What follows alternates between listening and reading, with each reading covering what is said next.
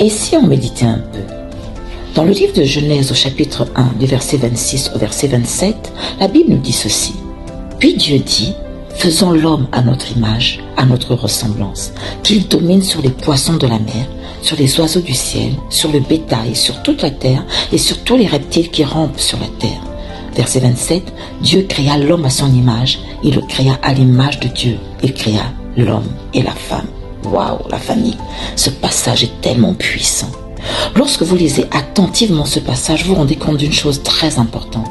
Vous vous rendez compte que la première chose que Dieu a donnée à l'homme, ce n'est pas le pouvoir. Non, ce n'est pas ce pouvoir derrière qui tous les hommes courent. Je vais être le premier, je vais être celui qui domine, je vais être celui qui commande. Non, la première chose que Dieu a donnée à l'homme, c'est l'image de soi. Oui. Il a dit, faisons l'homme à notre image. 3 fois, le terme image revient dans ce passage. Cela veut dire quoi, bien-aimé?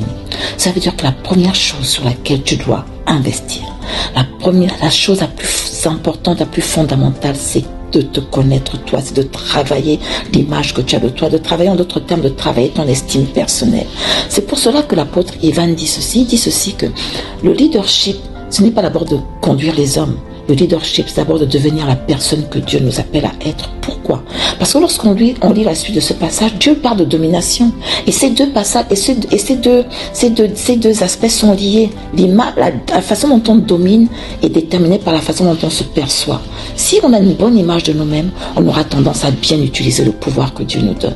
Mais si toi et moi, nous avons une mauvaise image, nous dépressions, nous avons une mauvaise estime de nous-mêmes, alors nous aurons tendance à avoir ce reflet, ce regard aussi sur les autres et par conséquent à mal utiliser le pouvoir que Dieu nous donne.